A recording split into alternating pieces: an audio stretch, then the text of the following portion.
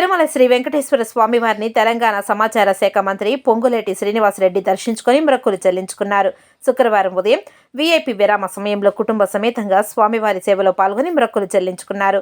దర్శనానంతరం రంగనాయకుల మండపంలో వేద పండితులు వేద ఆశీర్వచనం అందించగా ఆలయ అధికారులు స్వామివారి తీర్థ ప్రసాదాలను అందజేసి పట్టు వస్త్రంతో సత్కరించారు. అనంతరం ఆలయం వెలుపల పొంగులేటి మీడియాతో మాట్లాడుతూ పేదల ప్రభుత్వం కావాలని తెలంగాణ ప్రజలు ఇందిరమ్మ రాజ్యానికి పట్టం కట్టారని అన్నారు. ఇందిరమ్మ రాజ్యం తెలంగాణలో అధికారంలోకి వచ్చి ఏడాది పూర్తయిందని అన్నారు.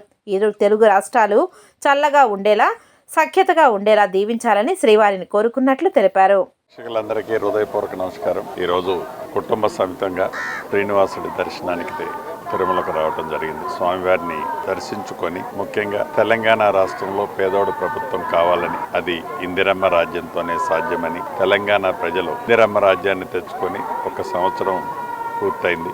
ఈ సంవత్సరం పూర్తయిన సందర్భంగా వీలైనన్ని అభివృద్ధి సంక్షేమ కార్యక్రమాలు తెలంగాణ ప్రజలకి గౌరవ ముఖ్యమంత్రి రేవంత్ రెడ్డి గారి నాయకత్వంలోని ప్రభుత్వం చేయటం జరిగింది. స్వామివారిని ప్రధానంగా 2 తెలుగు రాష్ట్ర ప్రజలు చల్లగా ఉండే విధంగా, ఎప్పుడు ఈ 2 రాష్ట్రాల బంధం కూడా బాండింగ్ మంచిగా ఉండే విధంగా ఆ భగవంతుడు దీవించాలని, అదే రకంగా తెలంగాణ రాష్ట్ర ప్రజలు ప్రత్యేకంగా ఈ స్వామివారికి దర్శనం కోసం ఇక్కడికి వస్తుంటారు. వారి కోరికలను కూడా తీర్చాలని మనస్ఫూర్తిగా కోరటం జరిగింది.